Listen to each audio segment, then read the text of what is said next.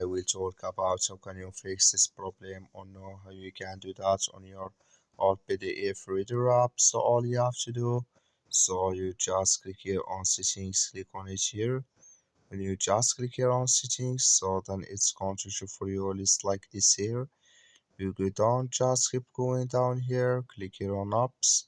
Then you come to apps list here until you're looking for all PDF reader app, or just click on search. Then here add all PDF reader app. It's going to show for you like this. Click on it.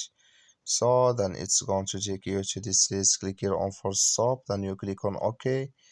Then you go down, just click here on storage. Come to storage list here.